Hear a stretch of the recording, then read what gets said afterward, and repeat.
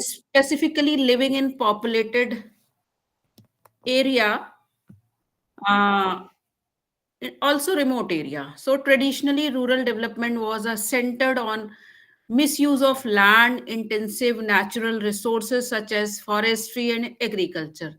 And today, the increasing urbanization and the change in global production network have transformed the nature of rural area. And rural development still remains the core of overall development of the country, and more than two-thirds of the country's people are dependent on agriculture for their livelihood, and one-third of the rural India is still below the poverty line. So it's very important for the government to be productive and provide enough facilities to upgrade their standard of living. And few areas are very important and focused attention and new initiative. That is, those areas are education, public health and sanitation, women empowerment, infrastructure development like electricity and irrigation, facility for agriculture, extensions and research, and also ability of credit, employment opportunities. These are the major important areas, and government are still doing. But what is why rural development is very important? What is the importance of rural development? It is important not only for the majority of population residing in rural area, but also overall economic expansion of the nation. So it is considered to be noticeable importance in the country. And today, in the olden days, the process of evolution of the nation, and it is a strategy that try to obtain an improved and productivity in higher socioeconomic equality and ambition, stability in social and economic development. And last session, I have told you, Sorry, ma'am. Can you hear me? yeah, what happened? Uh, Sorry for the interruption. If you have PPT, so please share it with us. Okay, I'll share. Thank you. Okay.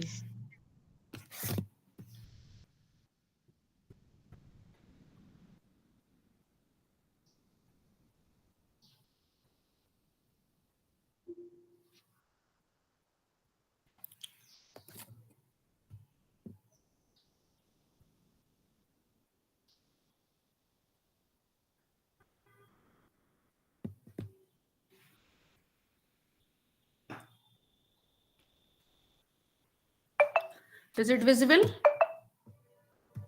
Not yet, ma'am. Not yet. Let-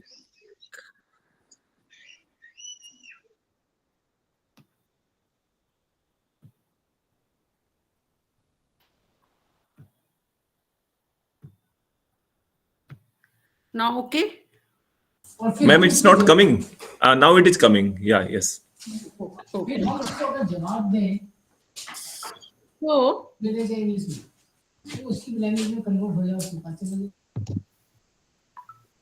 so what is objective of rural development? I have told you in my last session. One is to improve the productivity and wages of the rural people. Second is to guarantee increased and quick employment possibilities, and also demolish unemployment and bring the notable decline in underemployment, and to guarantee an increase in the standard of living for, especially for underprivileged population, and provide basic needs like education, healthcare, clean drinking water, rural roads are. So these are the basic and importance of rural development. Now come to these are the rural priorities, and rural priorities are the very important, because so many government priorities are, and they are doing very well in especially in rural areas, because it also the method to enhance the quality of life and financial well-being, which I have told you. Now come to the main chapter, which is very important. As I told you, in rural sector, agriculture subsector is a most important, prominent, and Indian development can never ever succeed and if neglect the rural sector. If you neglect the rural sector, India never develop. So this is a just a hold. Just a minute.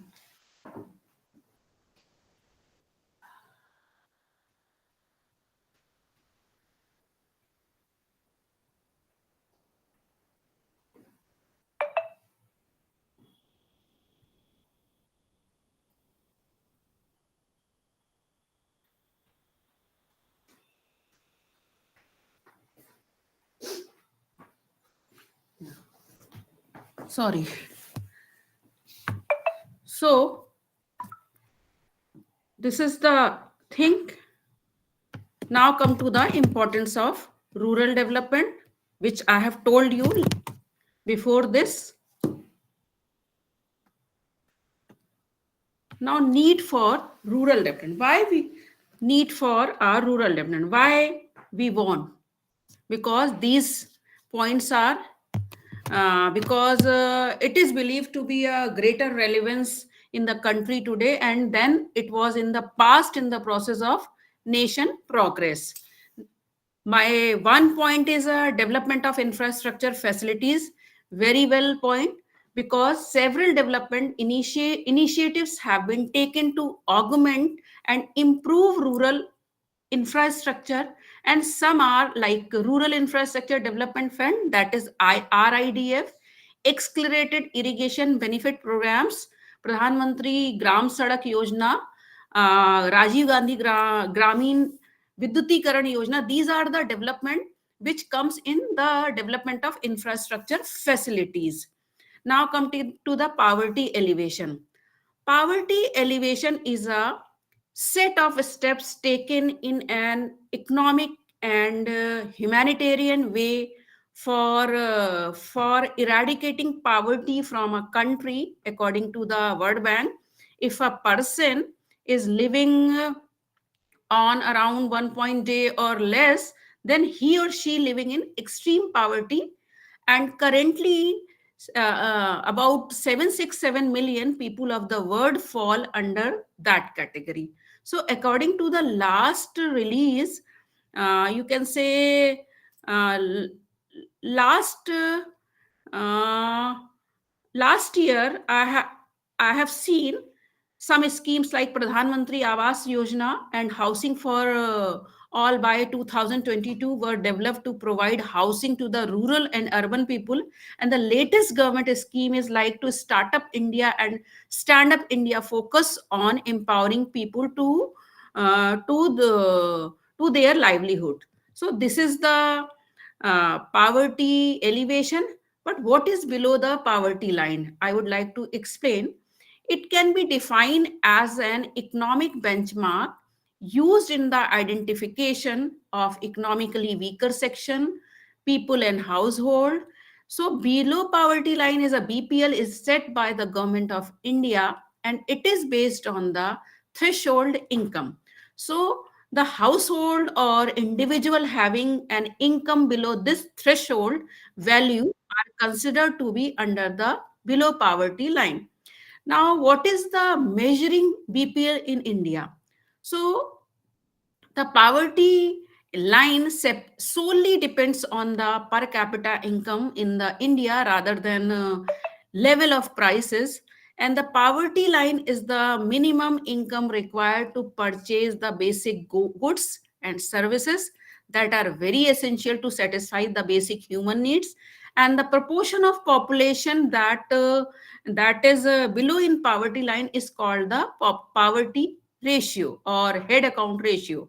And some approaches are followed by the most countries and international institutions for determining BPL. So in India, the first official rural and development poverty line at the national level were introduced in 1979 by economist YK Alag. And committee criteria for the measurement of BPL are different for the rural and urban area.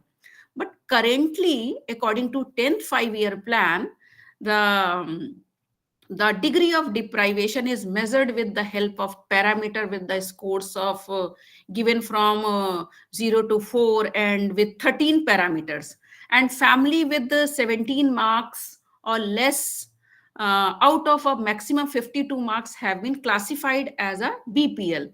So poverty elevation in India, what is poverty elevation?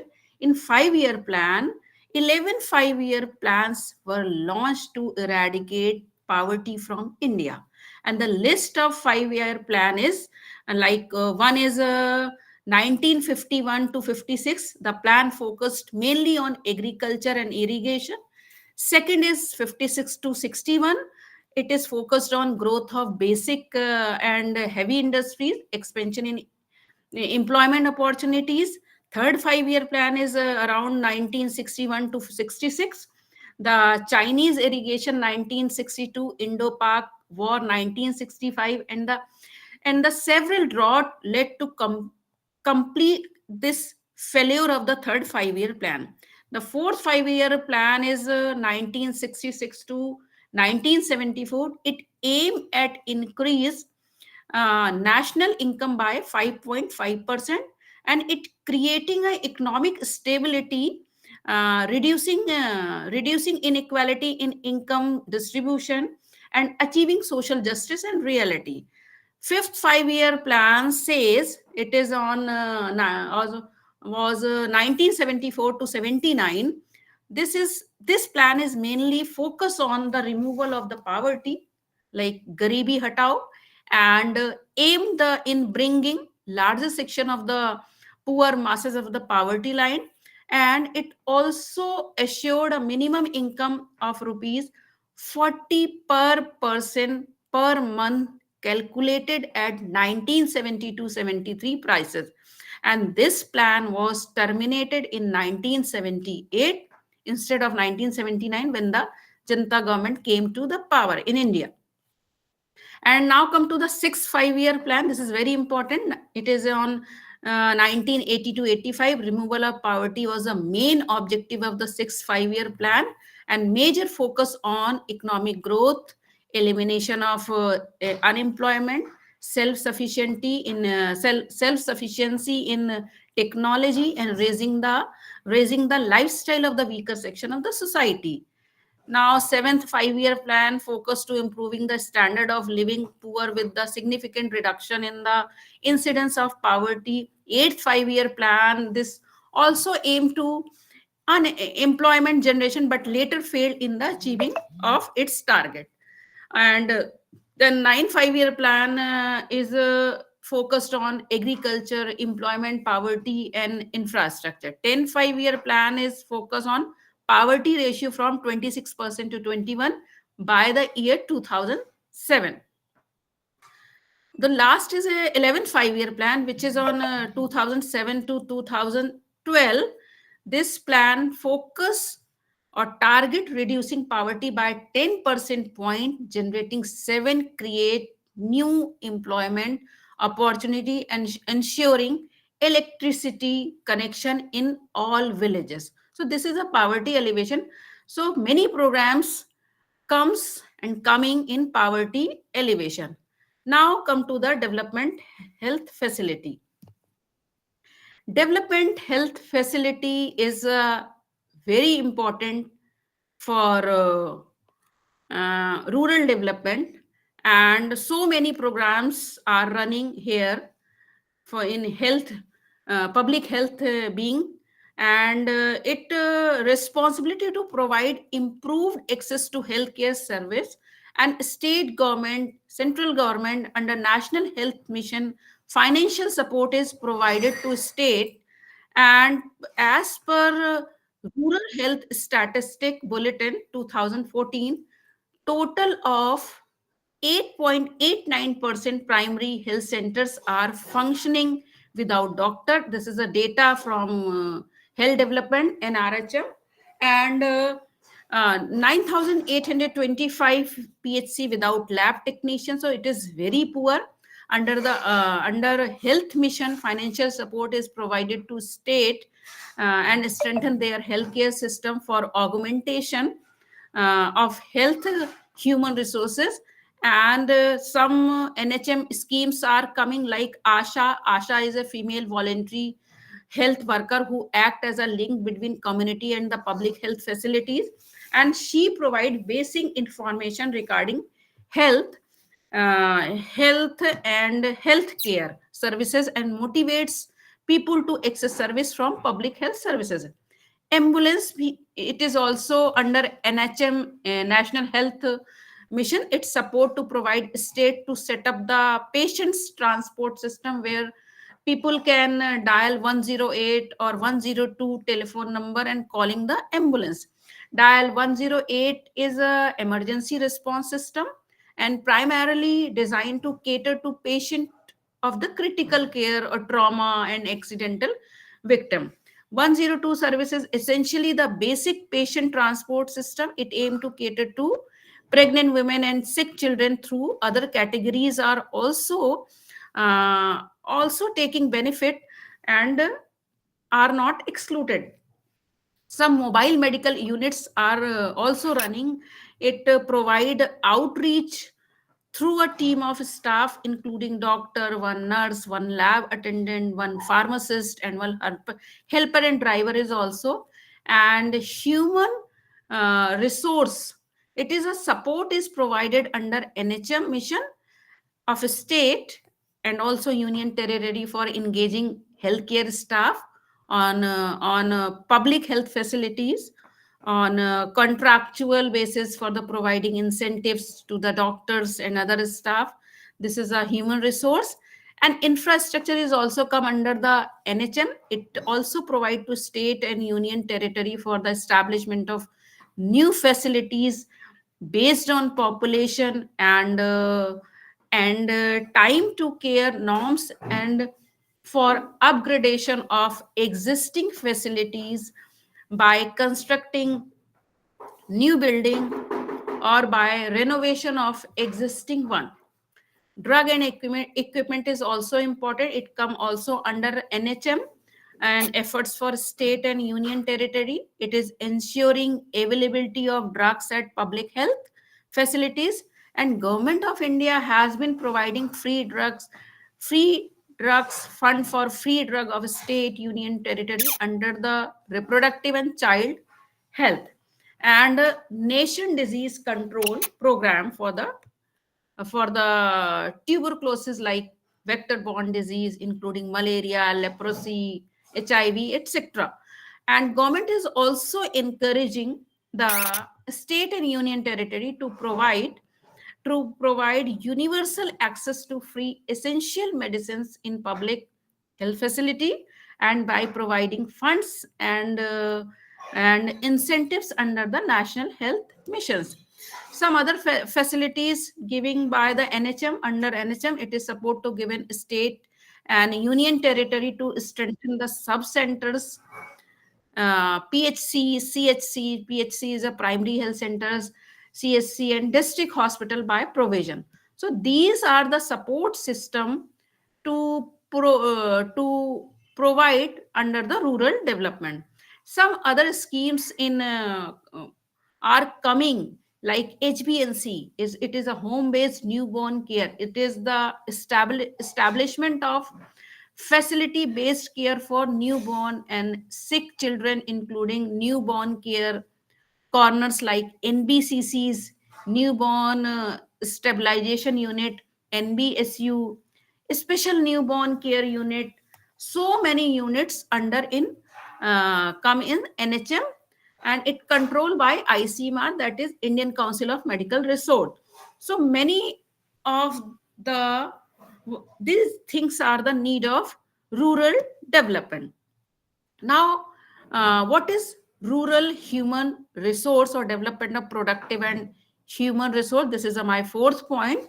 It is the basic and objective requirement for achieving modernization and industrialization. And it is required to promote quality, output, and added value of agricultural products and increase agricultural economic benefit through refinement and you can say and professional ways. So this is all about. Now come to the education and employment, which is very important, and it is a need for rural development. So the impact of education on rural community is both significant and far reaching, and education play a very important role in the social, economic and political development of any community, and this is especially true for rural community. uh, Education can also help to address some of the specific challenges faced by the rural community. For example, it can help to improve access to healthcare and and essential services, like as provide to opportunity for economic diversification. Ultimately, economic education is a very powerful tool for empowering individuals and community to realize their full potential, and very clear that the impact of education on the rural community can be profound and transformative. So if see the future of education in rural community, so I can see we can see there is a no one fit all answer to question what the future of the question in rural communities will look like. And there are some trends, general trends, that are likely to shape the direction of education in rural area in the year of come. And one trend is already having an impact on education in rural communities, and it is increasing use of technology. More and more schools are using online learning platform and apps to supplement or replace traditional classroom instructions, now replaced by whiteboard from blackboard. So this trend is likely continue as a technology become more affordable and accessible. Another trend is likely to shape the future of education in the rural community, and it is increasing importance of vocational and technical training. So with automation and globalization making many jobs and obsolete, it is becoming increasingly importance for the people to have a skill that will allow them to find employment in the growing industries. So many rural schools are already starting to offer vocational programs, and this trend is likely to continue. So finally, another trend is likely to impact education in rural community is a demographic shift, and that is happening across the country. So people move from urban to rural area. There will be increased demand for educational resources in this region. So these trends could be lead to more investment in education in the rural area. So education is a very critical for social and economic, even political development for the community, and rural area however especially this is true. So rural school often the lack of resources that urban schools and take for granted, include uh,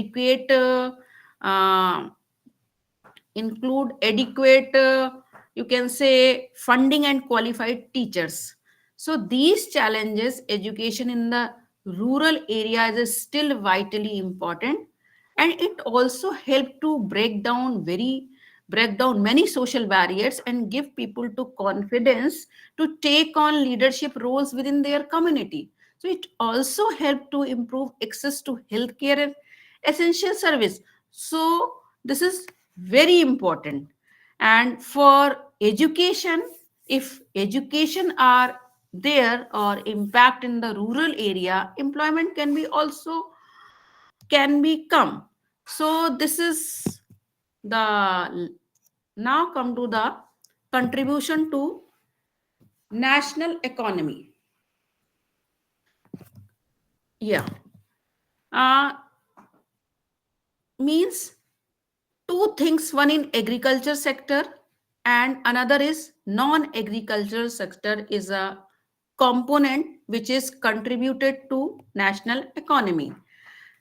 Now contribution to GDP. My first point in agriculture sector is GDP. What is contribution to GDP? GDP is a simple total value of all goods and services produced in the country in 1 year. Now come to the little bit elaborate. I would like. India is an agricultural country and 70% of the workforce or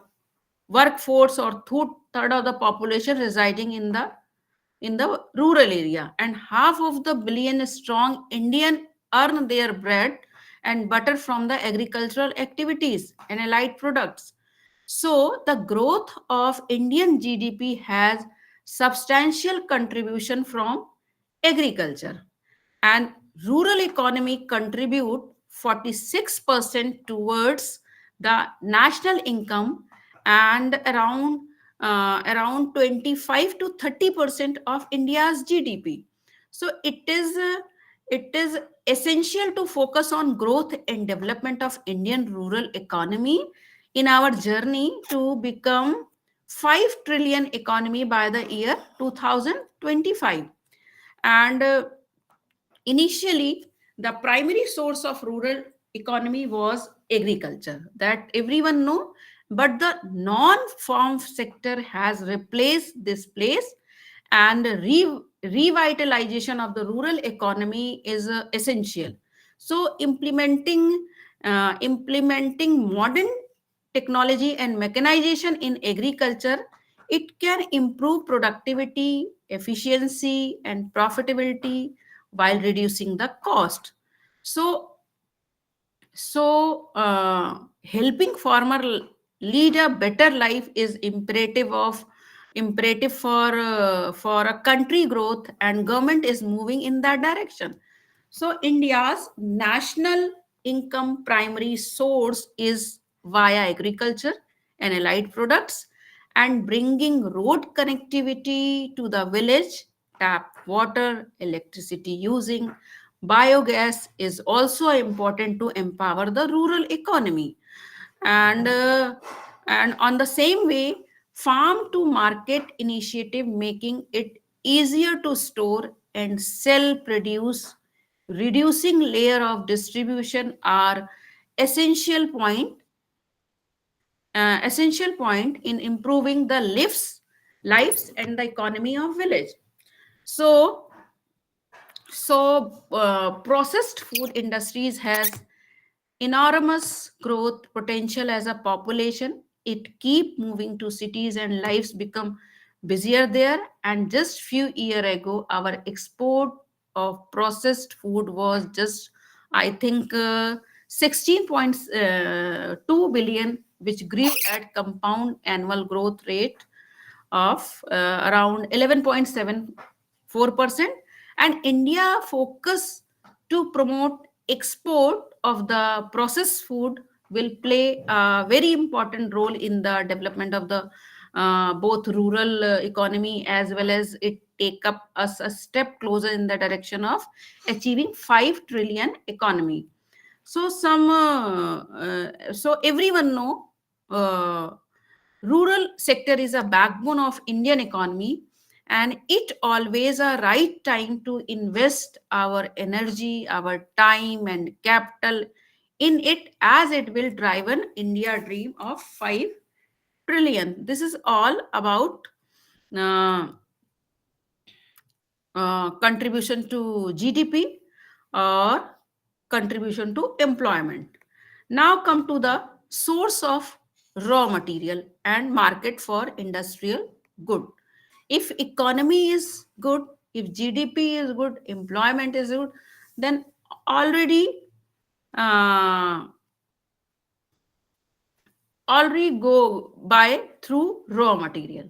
So if go through the industries play a very important role, a very significant role in the national economy of country by the providing employment opportunities, generating income, producing goods and services which are very essential for well-being of the people. So employment generation or raw materials are very important for industries, and foreign exchange is a important factor for industries, because industries that export their product and services to other countries and bring foreign currency into the country, which help to strengthen the economy. And infrastructure development is another important factor for industry, because it lead to development of infrastructure like road, ports, airports, power plant, which can boost the overall economy by the making it easier for the business to operate good and services be it transported. Innovation is another factor. Industry can drive technological advancement, and it lead to the development of new product and process, and these are improving overall of the country. So industries play a very industries and industrial goods are play a very important role in the development of the growth of the country's economy. So uh, s- some factors are important like employment generation. In national economy, industry provide employment opportunity to give significant portion of the population, and they create jobs in various level, from skilled to unskilled workers, thereby reducing unemployment rates. Another was economic growth and development.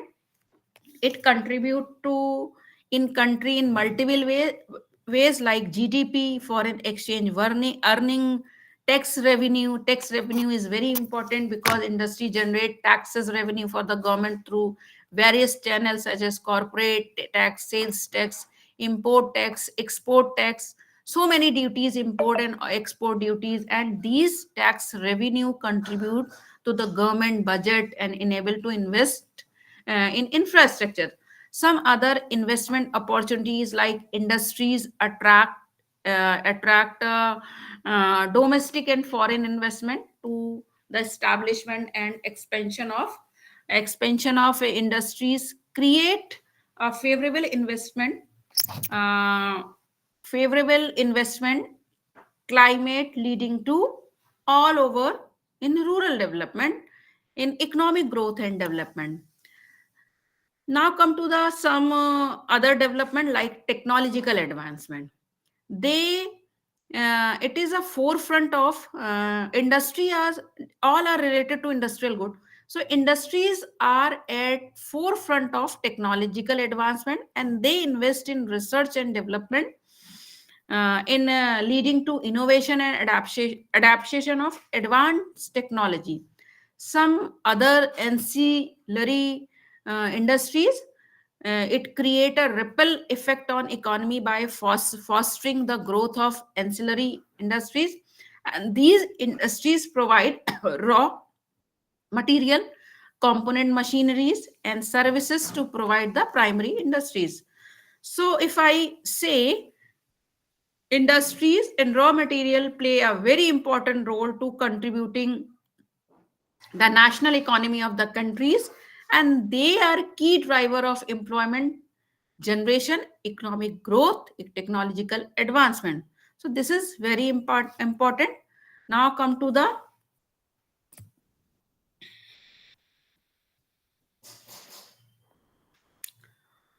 access to cheap healthy food.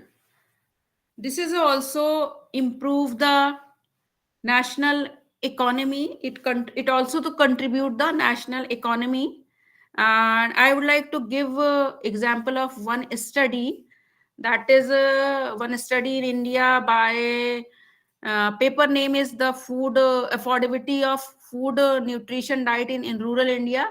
It is by I think Kalyani Raghunathan. She studied in 2015 and 16 and said 38% of the preschool children in India were stunted, and 21% wasted, and more than half of the Indian mother and young children were anemic. This is the health scenario in India in 2015 and 16, and India performed exceptionally poorly on the wide range of undernutrition indicators. Some indicators anemic percent are 58%, that time 28%, 1% are like some allergy problem, and some programs are running by UNICEF or 2019 and ICMR to improve the health. This is a now come to the next slide. Contribution to non-sector agricultural sector. I told you in the earlier contribution to employment growth and contribution to gross, that is GDP. Now come to the rural and government priorities. Rural and government priorities means despite rapid urbanization, about 2/3 of the India's population still lives in the rural areas. I think I'm keep saying, and the quality and access to service, that is basic education, health, water, sanitation, and electricity are lagging behind in rural area and compared to those in the urban areas. So this disparity created by the urban bias has led to economic condition and that put rural population at the major disadvantage and induce young and skilled people to migrate to urban areas. And because of these disadvantages, economic and infrastructure conditions are one. Farm productivity is much lower than the economic potential.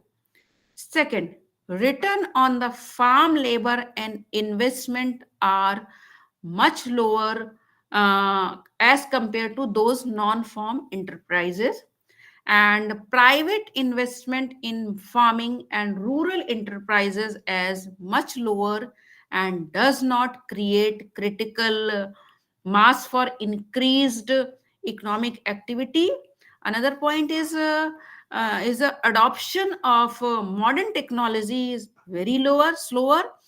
Another point also I would like to say, cost of the agricultural production is higher, post harvest losses are high, and rural to urban migration is much higher than it would be otherwise. So more focused and balanced development in rural area will slow down under or will reverse these trends and generate significant benefit for the whole society. So if we say sustainable development of each community should be strategically planned and directed to order to move from the current condition towards the condition desirable in the future. So sustainable development also include the coordination of various development aspect and opposing motives in the program of certain sector like social, economic, and environment. Now some areas, come to the next slide. Some areas of the government priorities for action. Number one is improving agricultural productivity is a very important productivity to improve farmer incomes, and it require increase in yield, better productivity through the through the efficient utilization of resources, reduction in crop losses, and ensuring that farmer receive fair prices for outputs. So the key objective of this priority area are to increase agricultural output and productivity, raise rural living standard, improve market access, and support agribusiness.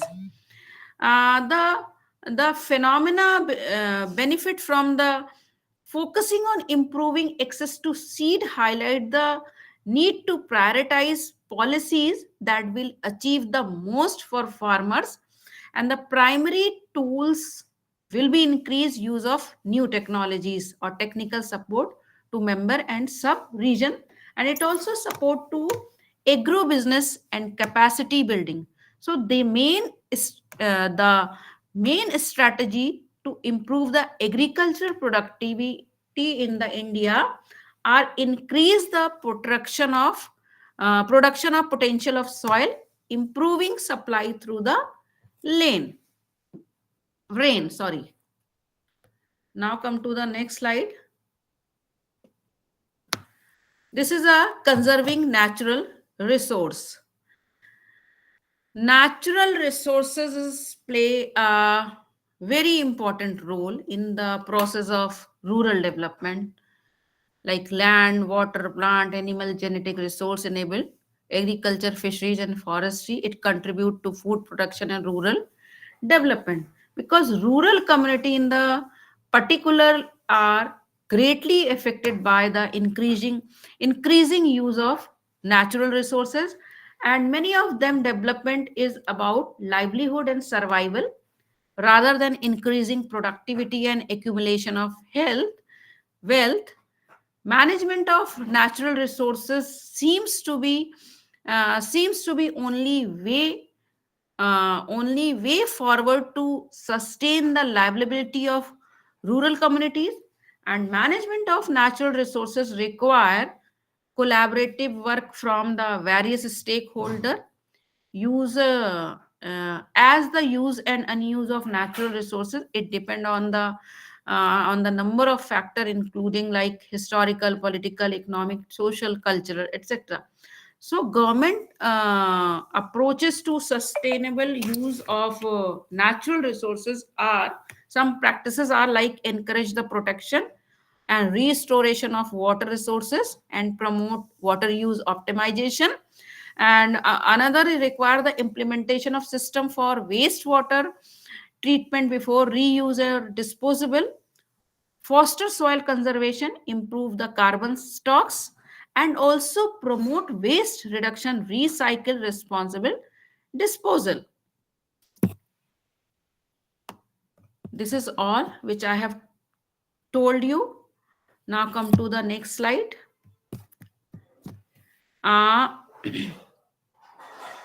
Expand rural infrastructure.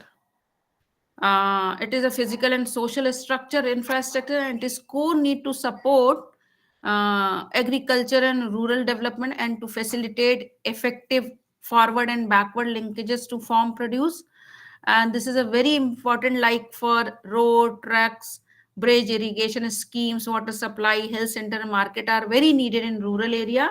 And the major rural infrastructure programs are running nowadays in India, underway in India, are like Indra Awas Yojana, that is IAY, the Prime Minister Gramin Vikas Sadak Yojana, provision of urban amenities in the rural area like PU and RA, and the National Rural Health Mission NRHM, the creation of RIDF, that is under in NABARD.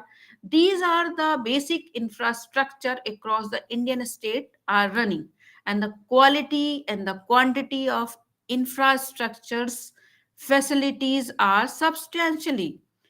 So this is all. Come to the next slide.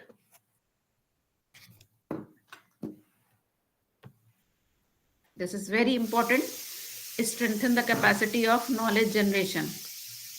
And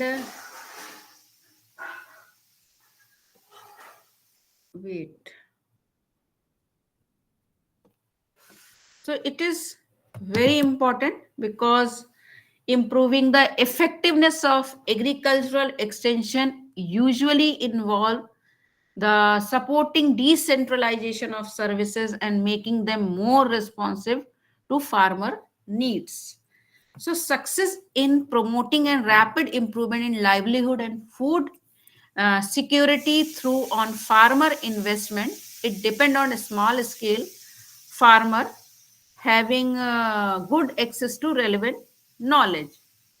So this point is also important, and it required the provision of effective knowledge generation and dissemination system and aiming to strengthen link among farmers, agriculture educator, researcher, extension workers, and communicator.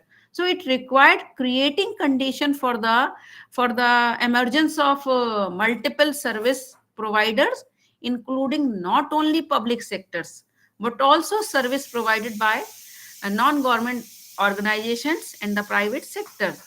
So strengthening capacity in education in relation to anti-hunger programs require on emphasis on the basic educational needs of the rural people and covering all technical disciplines it related to sustainable agricultural and rural development. Although a large number of factors are responsible for such a poor state of affairs, and many approaches and strategies have been improved this situation. So the lack of knowledge management seems to us one of the like I can say one of the uh, most of the rural development schemes are not cost effectively designed or nor effectively implemented. So this is the capacity for knowledge. Now, what is the different stakeholders? Our different stakeholders are in rural India has a high potential for accelerating countries overall socio-economic development. And although the government has strived to enhance socio-economic living condition of the rural people through the various scheme and 5-year plans and projects, but the development process is not the responsibility of government alone, because for the sustainable growth and development for a rural India, involvement of the multi-stakeholder of the stakeholders is very necessary. So grassroots level planning is an important strategy for development in any sector. So there are many physical, technological, economic, socio-cultural, institutional, organizational, and political sector that affects the level and pace of the rural development, and it implies planning at all levels: household, village, district, state, and the nation. And for the very grassroots planning, the data required have to be collected through the sustainable suitable participatory method by the involving stakeholder. So different stakeholder engage in the rural development India. Number one is a panchayati, a government organization. Government organization are the like you can say for the overall development of the country, rural development program and schemes play a very important role, and government act as an important organization for the rural development in all developing countries, including India. And public bureaucracy carries out all the responsibility of the state for the fulfilling all sort of development. So the primary role of government is to set up institution and that provide all the facilities and needed it help for the better result. The second stakeholder is a panchayati raj. Panchayati raj institution is a very important in rural development. It is a system of rural local self government in India And local self-government is the management of local affair by such local bodies who have been elected by the local people. So Panchayati Raj India was constituted through the 73rd Constitutional Amendment Act 1992 to build democracy at the grassroots level, and was entrusted with the task of self rural government, rural development in the country.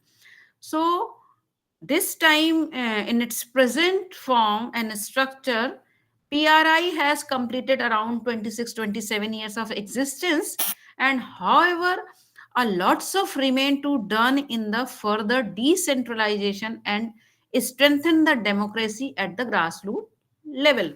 But question is, how did Panchayati Raj system evolve in India? I would like to tell you a little bit in history, in very brief.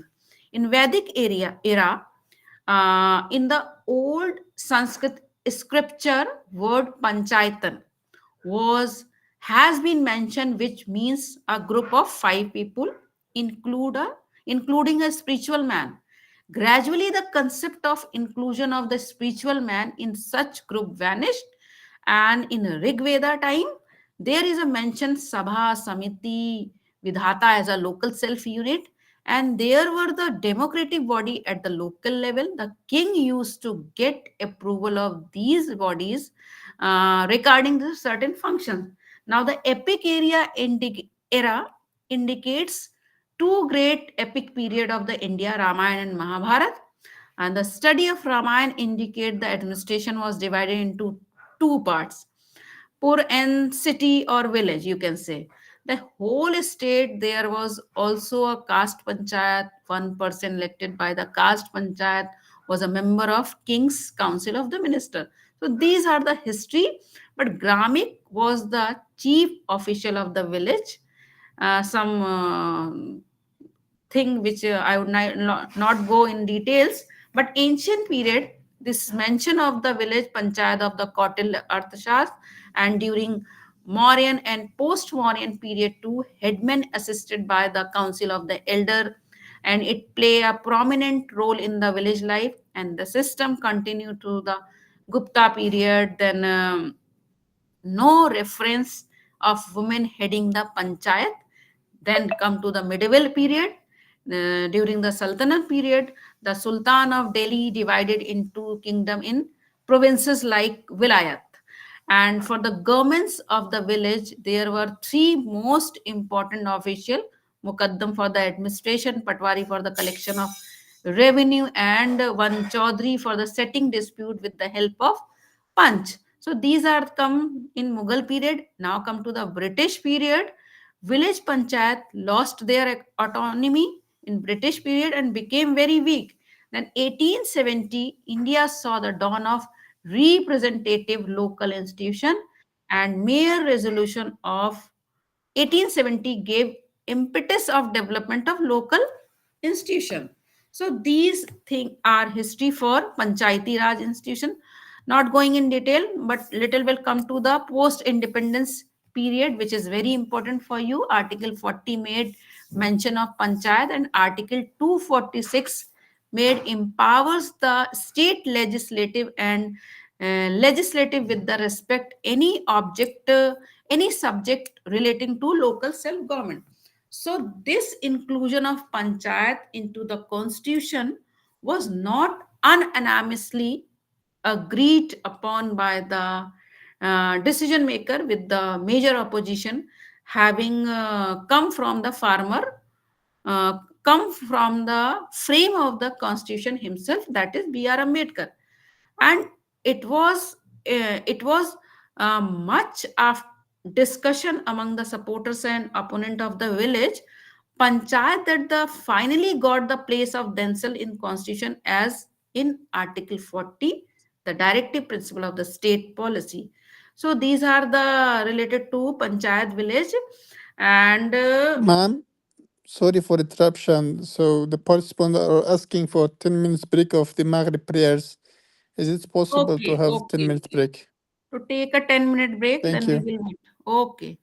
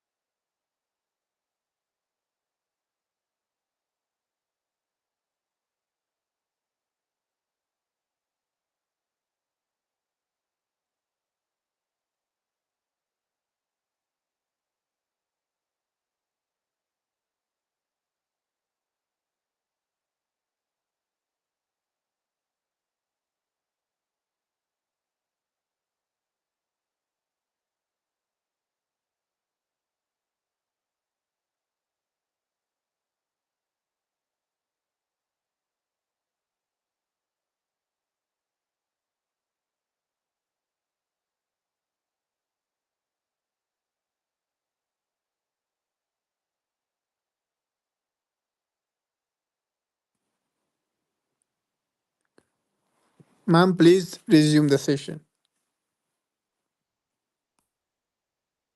Okay.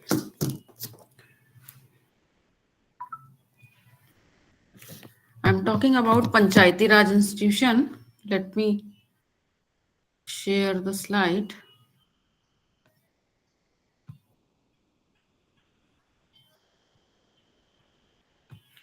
Visible? It is visible? Not yet, ma'am. Yeah, it's now coming. Yeah, it's Yeah. visible now. Okay. So I'm not going in detail, but I would like to tell you some features, important features of 73rd or 74th Amendment. These amendments added two new parts of the Constitution, namely Part 9, that is called Panchayat, added by 73rd Amendment, and Part 19th A is the municipality, added by 74th Amendment. And basic unit of democratic system like Gram Sabha, it is called village, ward committee, it is called municipalities, comprising all the adult members registered as voter. The three-tier system of panchayat at village, intermediate block, taluk, mandal, district level, except in states with the population is below 20 lakh, and it is in Article 243B. So seat at the all levels to be filled by direct election by Article 243C. So seat reserved for scheduled caste, scheduled tribe and chairperson of the panchayats at all level also shall be reserved for the scheduled caste and scheduled tribe in the proportion to their population, and one third of the total number of seats to be reserved for women, which is very important in Panchayati Raj amendment. So one third of the seat reserved for SC and ST also reserved for women, and one third offices of chairperson at all level reserved for women, uniform 5-year term and election to constitute new bodies to be completed before the expiry of the term. So independent election commission in each state for superintendence, direction and control of the electoral roll. That all comes under Article 243K. And panchayats to prepare a plan for economic development and social justice in respect of subject as devolved by the law at the various level of panchayat, including the subject as illustrated in 11th schedule. And 74th amendment provide for the district planning committee to consolidate the planning committee,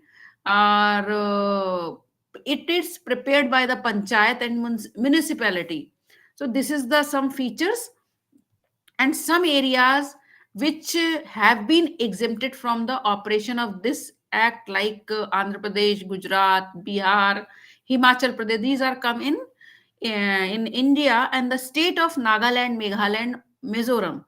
The hill area of district like Darjeeling in the state of West Bengal, for which Darjeeling Gorkha Hill Council exist.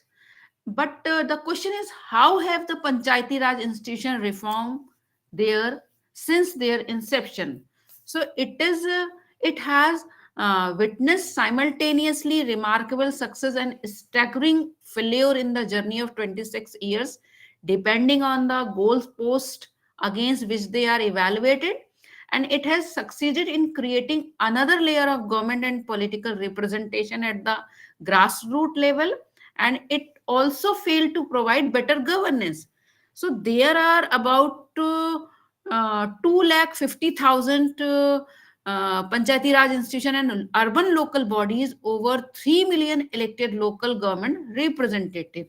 So this is what Panchayati Raj, and some challenges associated with Panchayati Raj system is, the one is lack of effective devolution. Means local government is the state subject in the constitution, and Consequently, the devolution of power and authority to panchayat has been left to discretion states, and some of the important subjects like fuel, fodder, non-conventional energy sources, rural electrification, including distribution of electricity, non-formal education, small scale industries, including food processing industry, technical training, vocational education, have not been evolved in certain states. Some another point is insufficient grant or fund. Despite the constitutional empowerment, the local bodies face problem of inadequate finance to carry out various activities assigned to them, and transfer made through the state finance commission are also meager in the most state. And some issues of sarpanchpati on the Panchayati Raj Day in 2015, the Prime Minister called for the end to sarpanchpati culture. It is still very much prevalent in the society, mainly due to gender bias, women illiteracy, and patriarchal society. Some other challenges, infrastructure challenge, which is very important because some of the GTPs do not have their own building and they share space with school, Anganwadi centers and other places. And some of have their own building but without basic facilities like toilet, drinking water, like electricity connection, etc. And while GPS have internet connection, they are not functional in many cases. And any data entry purpose, panchayat official have to visit block development office, which delay to work. Some lack of support is also a challenging for in PRI. The Standing Committee on Rural Development in July 2018, the chairperson was Dr. P. Venugopal, observed that there is a several lack of support staff and personnel in panchayats, such as secretary, junior engineers, computer operators, data entry operator. This affects their functioning and delivery of service by them. And what step need to be taken? First is sixth report of the second administrative reform commission can be implemented for the better and effective functioning of panchayati raj system. This is a very important step. Second is genuine physical federalism, that is fiscal autonomy, accompanied by fiscal accountability, and it can be provide a long term solution. Another point is comprehensive and holistic training.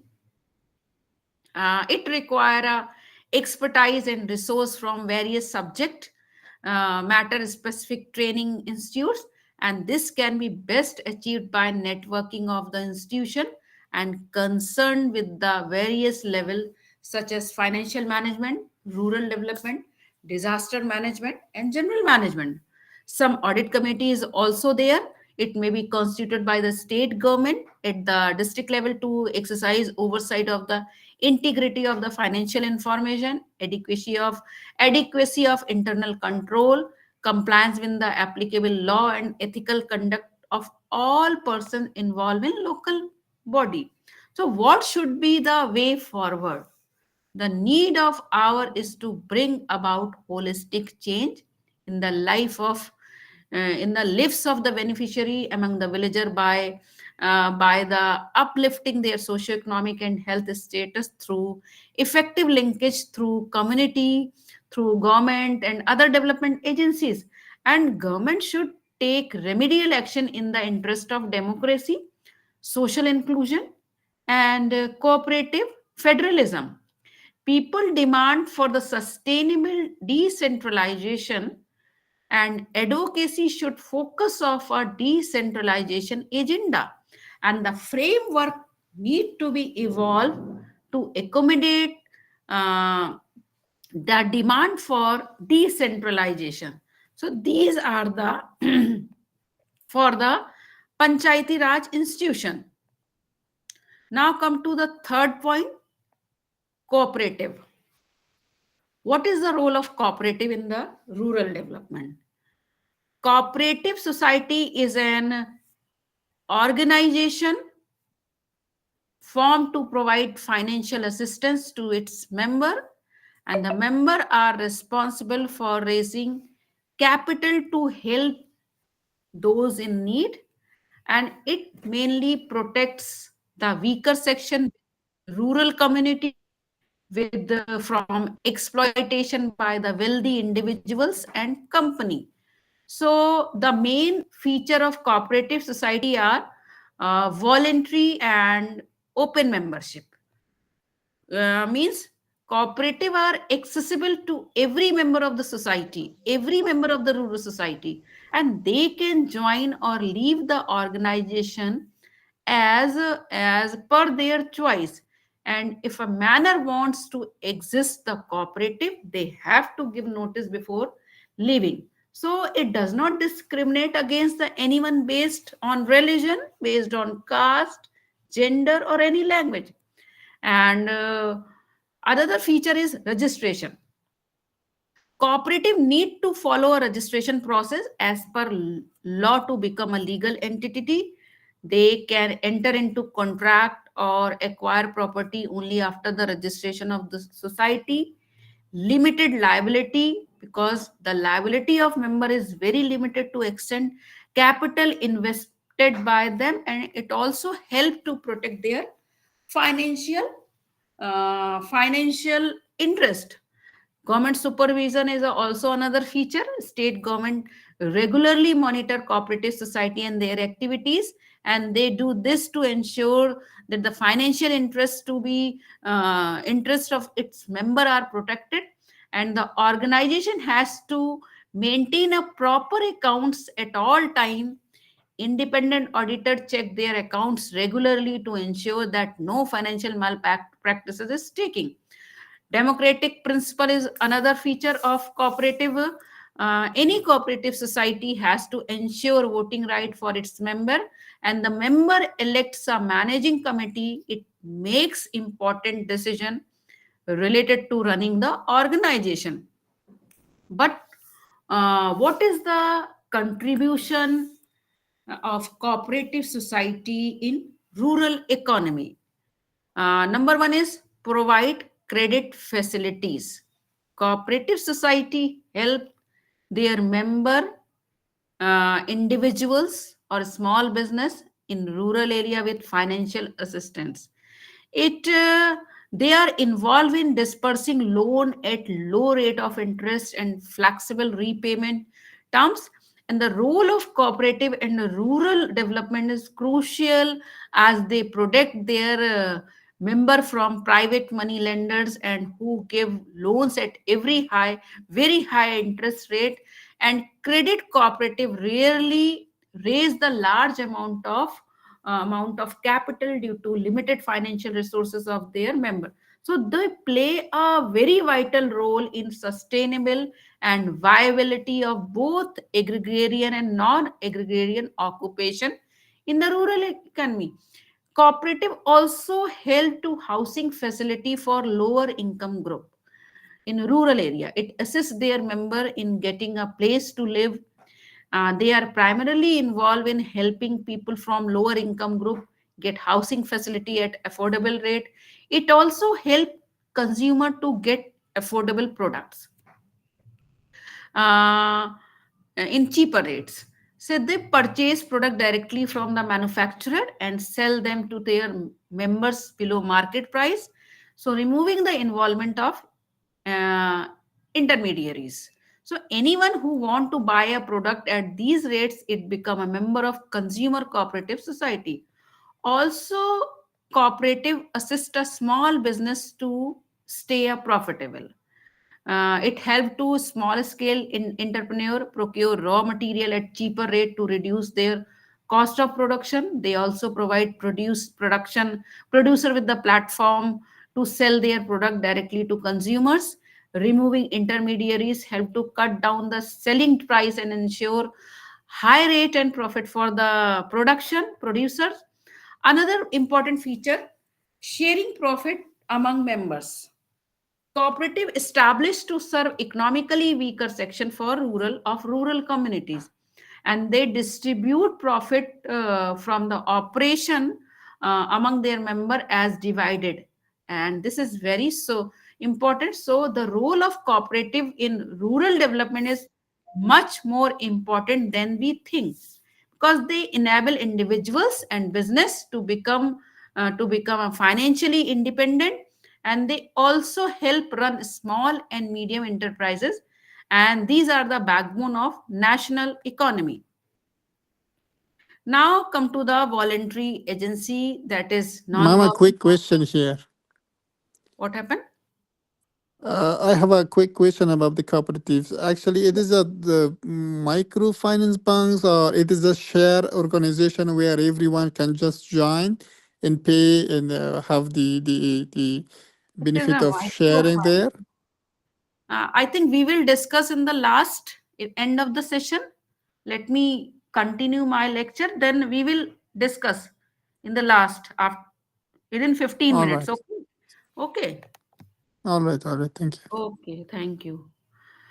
Now come to the voluntary efforts. Keep writing in chat box your question. What is your whatever your queries? Keep writing. Then we will discuss in the last. Voluntary agencies or non-government organization, which is NGO. Voluntary efforts are always been an integral part of the social and cultural traditions, and voluntary organization have their roots in the people, and it is important, and you are able to make a realistic assessment of voluntary effort. So this is a another backbone. Because some which are voluntary efforts are people participation.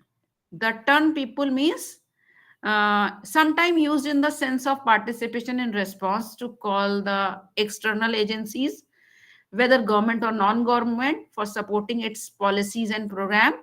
And in this sense, it convey the same meaning as people cooperation.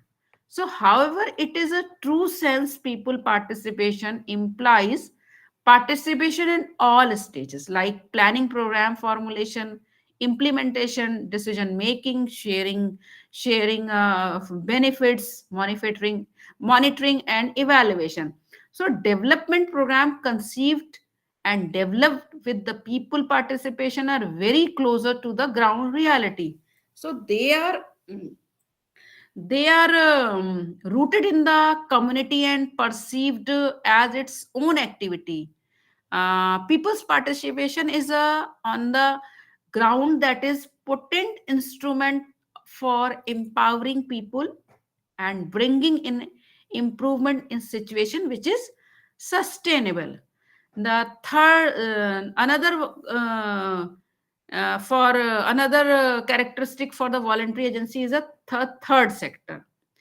In societal context, voluntary agencies are the third sector, constitute the third sector, as the first and second being the government and the market or the private business.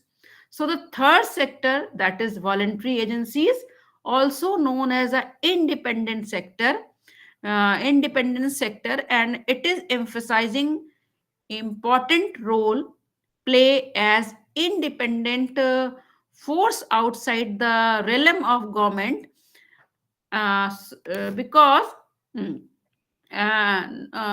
you can say through uh, like Society Registration Act and Income Tax Act only are referred to charitable purpose. A number of voluntary organization or agency through force to register under some of the rather archaic act, and it do not quite identify themselves as a charitable or their work as being charitable purpose. So it is a fact that more than half of the country old Society Registration Act of 1860 and the Indian Trust Act 1882 operating in the various states are not in not in a, you can say, broad enough to cover regulation regarding organization. So this is a something voluntary organization agency. It like a themselves non-government organization. This is one again to emphasize that the organization is not only controlled by the prominent or any other outside agencies. So voluntary agency also called non-government organizations. So these are the same. Now come to the same block, unit 6. This is a rural development concept theories. We will discuss here defining rural development like concept and connotation of rural development, aims and objective of rural development, science and technology for rural development, rural versus urban development, rural development theory.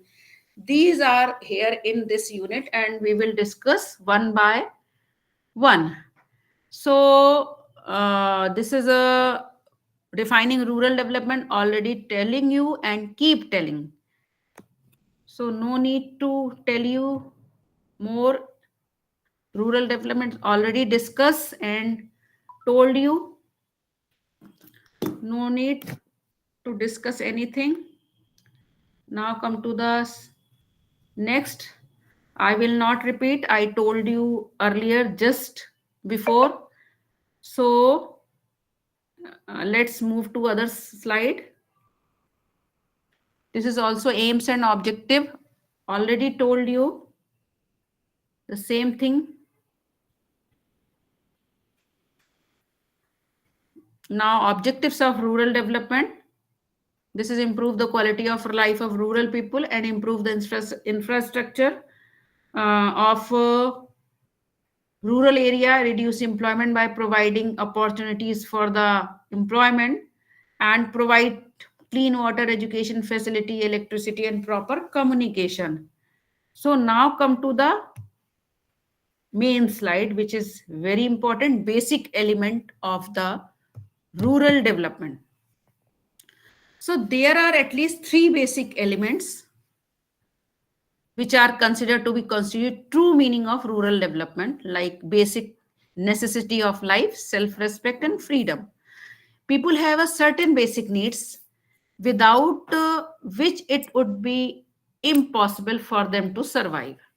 The basic necessity of life include food, clothes, shelter, basic literacy, primary health care, security of life and property.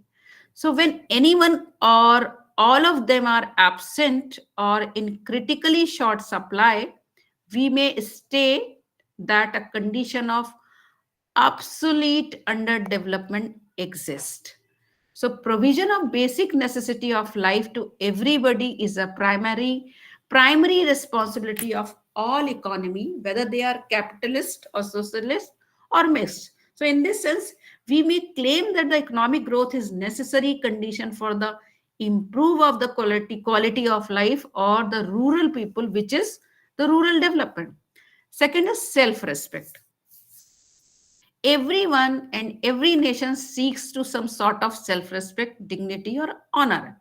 And absence or denial of self-respect indicate the lack of development. Third one is a freedom. In this context, freedom referred to political or ideological freedom and economic freedom and freedom from the social servitude.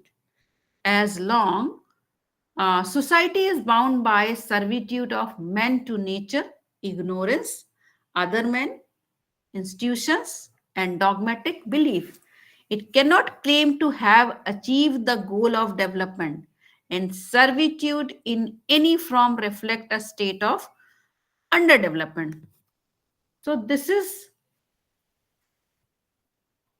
now come to the science technology of the rural development. Wait.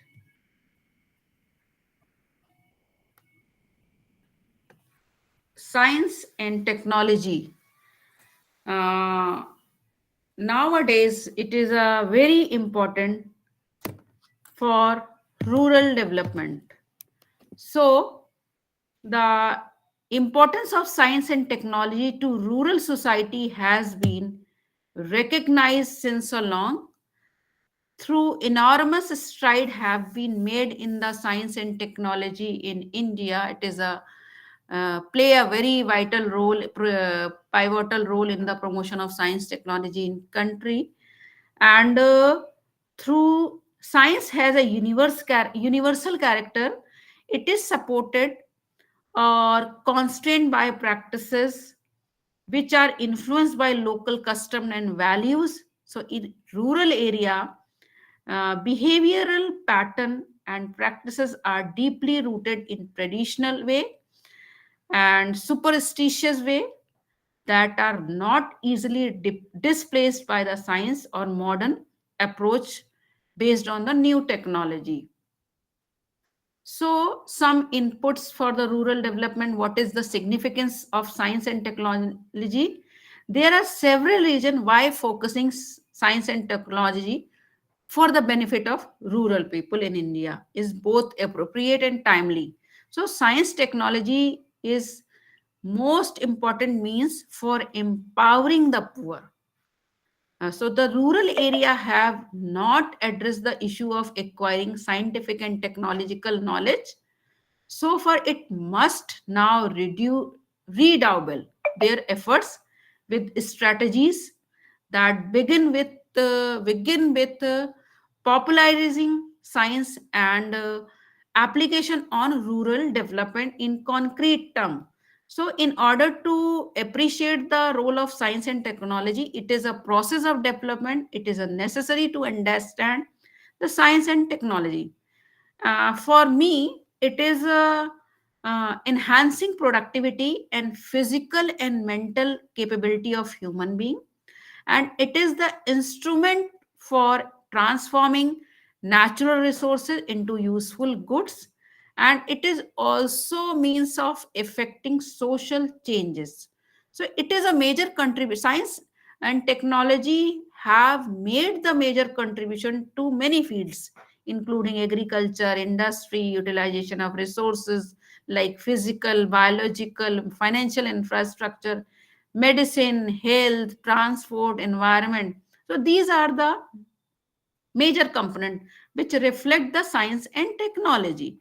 So the application of science and technology also help to make improvement in land and water resources, and also starting industries, and thus create additional job for the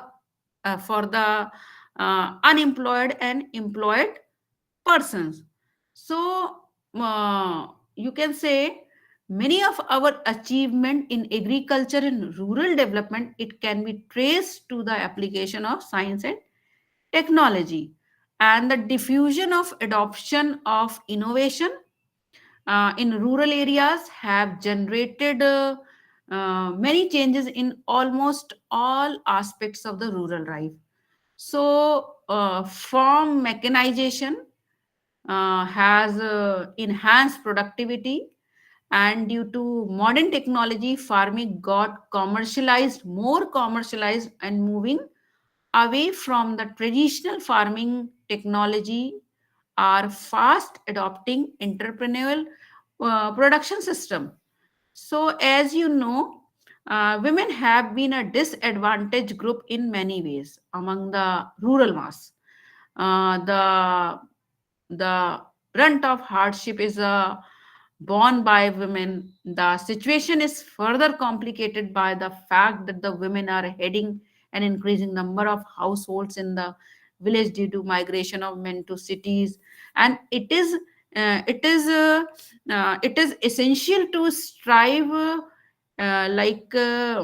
you can say, to shown deep impact on the socio-economic life of the rural people, and it is essential to strive for introducing and applying technology in the sphere of affecting the well-being of rural women.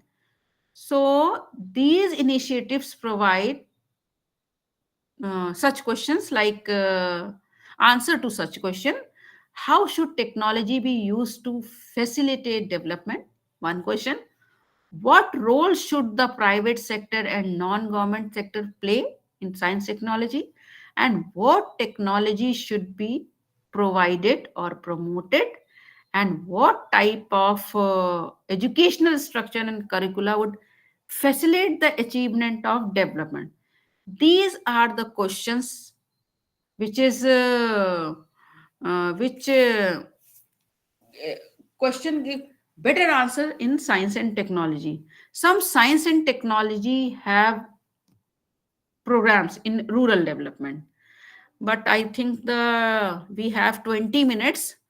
So this time this session is I have to end here because I would like to take some questions from your side.